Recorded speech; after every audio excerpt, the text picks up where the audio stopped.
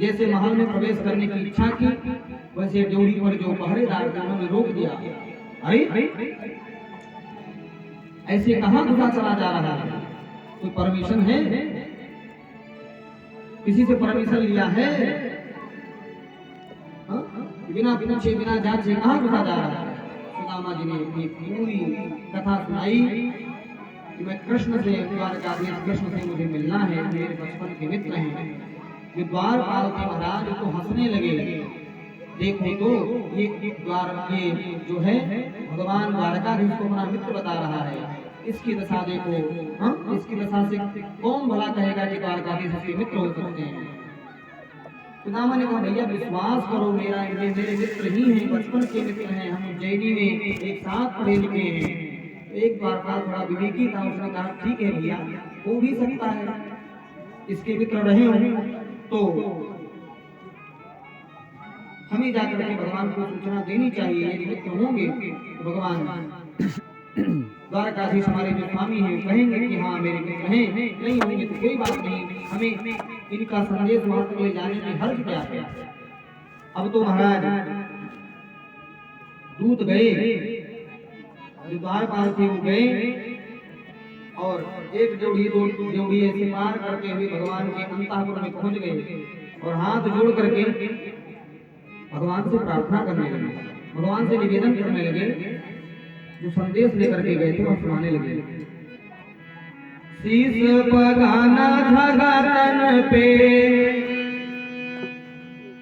हे प्रभु एक व्यक्ति आया है जिसके शीश पर न तो पगड़ी है न तन पे अच्छा कोई कपड़ा दिख रहा है, साफ सुथरा, बड़ा मैला कुचैला पहना है, पाद रक्षा मैंने चप्पल भी किसी ने नहीं पहना है, बड़ा दीनहीन देखने में लगता है। शीश पगाना धागा तन पे, प्रभु जाने को आही बसोगे ग्रामा, रोटी बटी सिलटी बटी और आए पाना की नहीं सामान, रोटी बटी सिलटी बटी और पाए वो पाना की नहीं सामान, रोटी बटी सिलटी दुपटी और आए पाना की नहीं सामान। शीश पगाना धागा तन पे,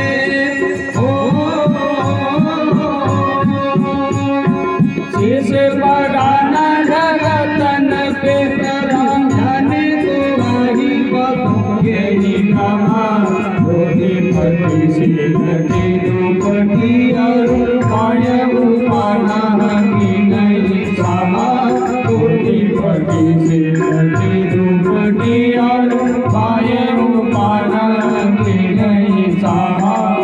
और इतना ही नहीं, द्वारे खड़ो बीजा दिलवाल एक, द्वारे खड़ो बीज दुर्बल एक, जगी तो वसुधा अभिरामा, दीन डाले को धाम, बतावत अपन नाम सुदामा, पूछत दीन दयाल को धाम, बतावत अपन नाम सुदामा। दीन दयाल दीन बंधु द्वारकाधीश के द्वार पर पूछ रहा है और अपना नाम जैसे भगवान ने सू कहा वैसे उठ पड़े और जैसे भगवान ने दा कहा, माँ कहने का अवसर ही नहीं आया, भगवान को तुरंत सिंहासन से उठ करके महाराज दौड़ पड़े। अब तो पीताम्बर दौड़ती हुई पीताम्बर का भी ध्यान नहीं रहा, जैसे अपने मित्र सुदामा का नाम सुनकर भगवान अपने राज सिंहासन को छोड़कर दौड़े। रास्ते में महाराज उनका दुपट्टा पीताम्बर भूमि पर गिर गया, सेना पीछे से दौड़ रही है, आखिर क्या हो गया? भगवान सुदामा का नाम सुनते ही क्यों दौड़ पड़े? कोई आक्रमण करने के लिए तो नहीं आ गया? तमाम सेनाएं, महिलाएं, स्त्रियां, पुरुष सब महाराज पीछे से दौड़ पड़े। भक्त वत्सल भगवान आज दोनों बार सुदामा जी को गले लगाने के लिए दौड़ पड़ी और दौड़ते दौड़ते मुख्य द्वार तक गए। जैसे ही सुदामा को देखा, दौड़कर अपने बाहों में सुदामा को भर लिया और गले से लगा लिया। जैसे देखा भगवान ने मुझे गले से लगा लिया, सुदामा की तो सारी थकान दूर हो गई, मानो उनको किसी ने अमृत पिला दिया हो, किसी ने कोई बूटी सुना दी हो। ऐसे सारे शरीर का थकान दूर हो गया महाराज।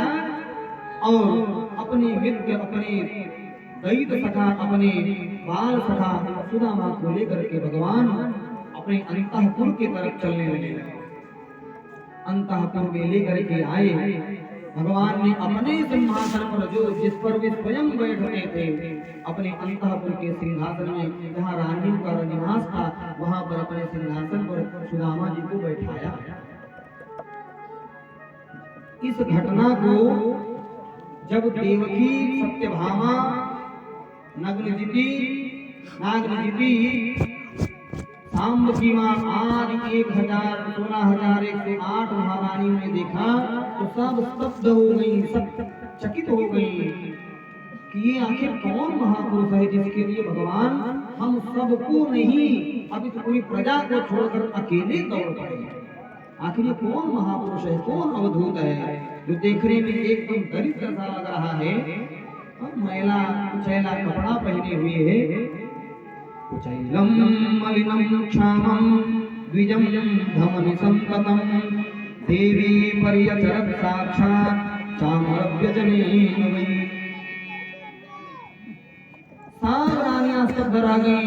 भगवान ने तुरंत सिंहासन पर बैठाया और रुक्मिणी आदि देवियों से कहा, देवी मुंह क्या देखती हो, दौड़ करके जल्दी से एक परात पानी भर करके लाओ और हमें इन ब्राह्मण देवता का चरण पखारना है।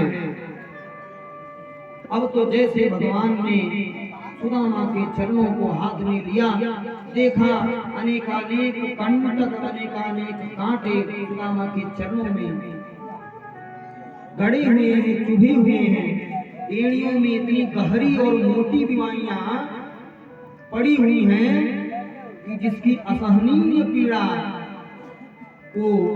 पीड़ा का अनुभव कर रहे थे सुदामा जी, लेकिन भगवान से मिलने के लिए उन्हें पीड़ा का ध्यान भाव नहीं रहा और बिना जूता चप्पल के ही कंटकों को पार करते हुए, कांटों को रास्ते में सब दुख झेलते हुए भगवान से मिलने के लिए आ गए। किस तरह से भगवान ने देखा, अब तो भगवान भी पूछ पड़े, कैसे भी हालो बेवाइन के पद, कैसे भी हाल बेवाइन के पद हो,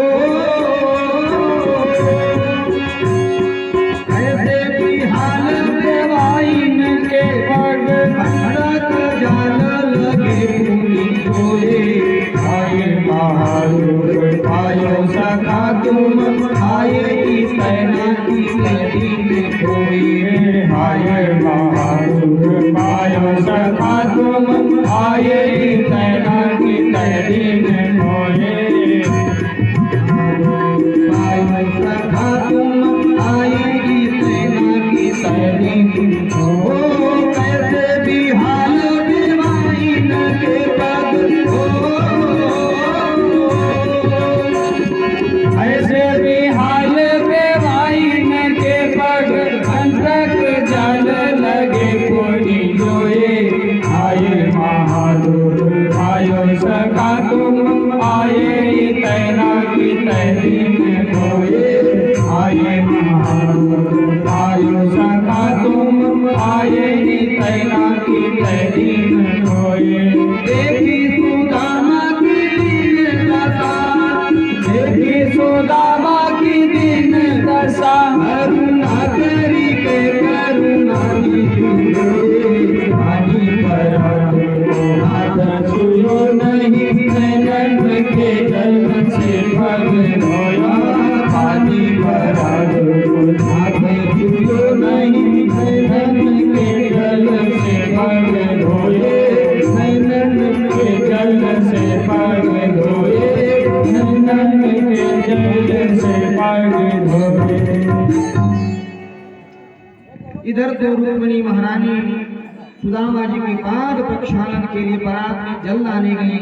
इधर से भगवान ने देखा अनेकानेक कंटक खड़े हुए हैं। तुरंत जो है भगवान ने सुदामा जी के चरणों से सभी कंटक सभी कांटे निकाल दिए महाराज, और उनके दुख की पीड़ा का स्वयं अनुभव करके अश्रुपात करने लगे। भगवान के आंखों से झरझर अश्रुपात होने लगे और इतने आंसू गिरे महाराज, इतने आंसू गिरे भगवान के नेत्रों से कि भगवान के नेत्रों के द्वारा निर्झरित आंसू से ही सुदामा जी के दोनों चरण धुल गए और आंसू की धार बह चली माता।